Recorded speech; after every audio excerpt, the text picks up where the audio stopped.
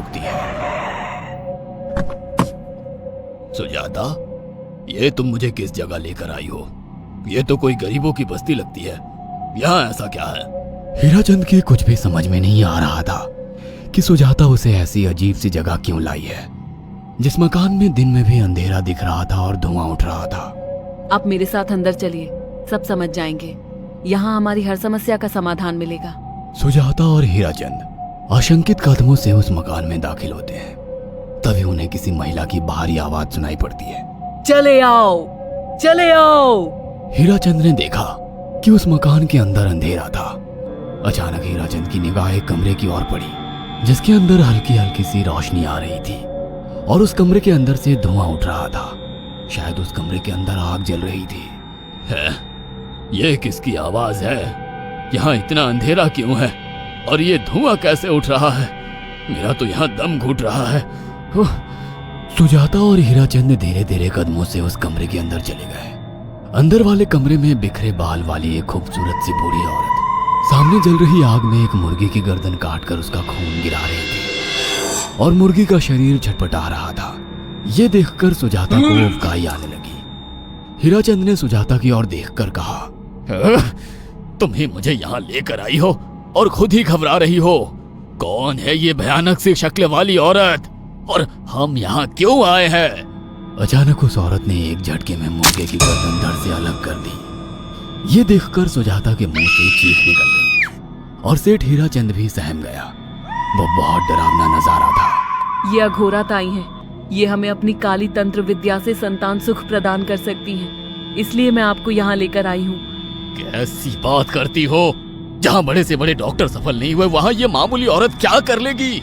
हीराचंद की बात सुनकर अघोरी ताई ने गुस्से से हीराचंद की ओर देखकर कहा, नादान हीराचंद, काली विद्या में इतनी शक्ति है कि मरे को भी जिंदा कर दे। संतान पैदा कराना कौन सा मुश्किल है? तुम्हें मेरा नाम कैसे पता? क्या तुम सच में हमें संतान सुख दिला सकती हो? तुम जितनी दौलत मांगोगी मिल जाएगी, अगर ये संभव है तो। संतान का नाम सुनते ही हीराचंद की आंखों में चमक आ गई। वह संतान के लिए कुछ भी कर सकता था। तुम लोगों को मुझे एक नवजात शिशु लाकर देना होगा। मैं उस शिशु की बलि चढ़ा दूंगी और फिर वही शिशु तुम्हारे घर में फिर से जन्म लेगा। नवजात शिशु की बलि का नाम सुनते ही सुजाता और हरिचंद डर के मारे सिहर गए, पर उनकी आंखों में उनकी संतान का सपना ज्यादा बड़ा था। वो सब करने को तैयार थे।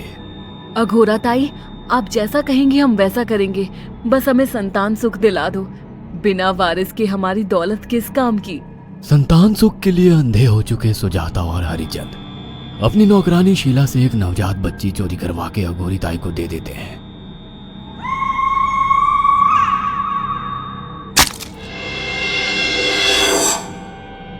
उस शिशु की बलि से सुजाता गर्भवती हो जाती है। देखा आपने अघोरा की तंत्र शक्ति? मुझे उस पर पूरा भरोसा था। चलो चलकर उन्हें धन्यवाद कहते हैं। हीराचंद और सुजाता अघोरा ताई के पास पहुंचते हैं। वो दोनों बहुत खुश थे और अघोरा पर उन्हें अंधविश्वास हो गया था। अघोरा ताई, आप महान तंत्रिका है। आपने वो चमत्कार कर दिखाया जो बड़े बड़े डॉक्टर नहीं कर सके। ये काली विद्या है बेटा। अगर तुम दोनों चाहो तो मैं इस विद्या से तुम दोनों को हमेशा के लिए जवान बना सकती हूँ। क्या सच में ऐसा संभव है? हाँ बिल्कुल, पर इसके लिए तुम्हें जवान लड़के और लड़कियों की बलि चढ़ानी होगी। तुम उन्हें यहाँ तक लाओ, बाकी मैं देख लूंगी। जवान रहने की लालच में अंधे सुजाता और हरिचंद एक अनाथ आश्रमों से हर रोज एक लड़की या लड़के को गोद लेने के बहाने अघोरी के पास बलि चढ़ाने ले जाने लगे। और एक दिन अघोरी ताई ने हीराचंद और सुजाता से इंसानी मांस खाने को कहा। पूरी तरह से इंसान से हैवान बन चुके अब वो दोनों इंसानी मांस खाने के लिए तैयार भी हो गए। ये गर्म खून और मांस खाकर तुम लोगों की उम्र भी बढ़ जाएगी। खाओ इसे। हाँ, सच में ये इंसानी मांस बड़ा स्वादिष्ट है। अघोरा ने अपनी बातों में फंसाकर सुजाता और हरिचंद को नरभक्षी बना दिया था। वो तीनों हर दिन बलि चढ़ाकर खून पीकर मांस खाने लगे। नौकरानी शीला भी नए शिकार लाने में उनकी मदद करती थी, मगर एक दिन शीला को शिकार नहीं मिला मेम साहब, आज एक भी शिकार हाथ नहीं लगा और मैं बहुत थक गई हूँ और घर जाकर थोड़ा आराम करना चाहती हूँ। कोई बात नहीं शीला, एक छोटा सा काम है, तुम हमारे साथ चलो, लौटते में हम तुम्हें घर छोड़ देंगे। जी मेम साहब। शीला नहीं जानती थी कि शिकार नहीं मिलने से सुजाता और हरिचंद अंदर से बौखला गए थे और उनके दिमाग में एक शैतानी चाल चल रही थी। सुजाता, ये बेहोशी की दवा है। शीला के कार में बैठते ही तुम उसे सुंघा देना। आज हमें इसी की बलि देनी होगी। इसने हमारे यहाँ का बहुत खाना खाया, अब हम लोग इसे खाएंगे। वैसे भी ये आगे चल के हमारे लिए खतरा बन सकती थी। कार में बैठते ही सुजाता शीला को बेहोश कर देती है और वो लोग सीधे अघोरी ताई के यहाँ पहुंच जाते हैं, जहाँ अघोरी ताई शीला की बलि चढ़ा देती है और तीनों मिलकर उसे नोच कर खाते हैं। अघोरी ताई, हमको बलि चढ़ाते हुए पूरा 1 साल हो गया है। हमारा बेटा भी साल भर का हो चुका है। अब और कितनी बलि देनी होगी? बस एक आखिरी क्रिया और बची है, उसके बाद तुम दोनों हमेशा के लिए जवान हो जाओगे। कैसी क्रिया अघोरा ताई?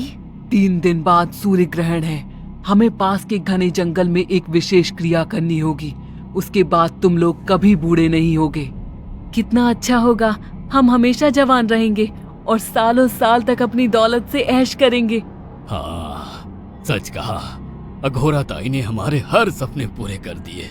3 दिन बाद बंगाल के बियाबान जंगल में कोहरे और ओस से भीगे पेड़ों के बीच एक घने बरगद की बेलों पर कटे इंसानी सिर लटक रहे थे, जिसमें से खून टपक रहा था। काले जादू का सामान भी रखा था। कितनी भयानक जगह है ये, हर तरफ कटे हुए सर लटक रहे हैं। थोड़ी देर में सब समझ जाओगे, बैठ जाओ और मेरे साथ ये मंत्र दोहराओ। ओ, अघोरा, ये किन लोगों की कटी हुई गर्दनें हैं? आप यहाँ क्या करने वाली हो? हीराचंद की बात सुनकर अघोरा जोर जोर से हंसने लगी और उसने एक शैतानी हंसी हंसते हुए हीराचंद की ओर देखकर कहा, तुम जैसे ही लोगों ने अपनी इच्छाओं को पूरा करने के लिए इन लोगों की बलि चढ़वाई है और फायदा उठाया है। अब तुम दोनों आंखें बंद करके यहाँ बैठ जाओ और मेरे साथ मंत्रों को दोहराते जाओ। अघोरा ने सुजाता और हरिचंद को वशीकरण मंत्र और काले जादू के इस्तेमाल से सम्मोहित कर दिया और देखते ही देखते वो एक भयानक डायन में बदल गई और चीखती हुई बोली, अब मैं तुम दोनों की बलि चढ़ाकर अमर हो जाऊंगी, क्योंकि तुम लोगों ने 100 लोगों की बलि का खून पिया है। देखते ही देखते उस डायन ने फरसे से एक एक करके सुजाता और हरिचंद की गर्दन काटकर जल रही आग में बलि चढ़ा दी और उनका गर्म खून पीने लगी। जब तक तुम जैसे मूर्ख और लालची लोग अपने फायदे के लिए दूसरों को मेरे पास लाते रहेंगे, मैं उनका फायदा उठाकर ऐसे ही उनकी बलि चढ़ाती रहूंगी। दरअसल अघोरा एक डायन थी और अपना स्वार्थ पूरा करने के लिए उसने हीराचंद और सुजाता की लालच का फायदा उठाकर उनकी भी बलि चढ़ा दी। बुरे काम का बुरा ही नतीजा मिलता है। अगर आपको हमारी ये कहानी पसंद आई हो तो इसे लाइक और शेयर करना ना भूलें। साथ ही ऐसी और नई कहानियों के अपडेट्स पाने के लिए हमारे चैनल अक्षु टीवी को जरूर सब्सक्राइब करें।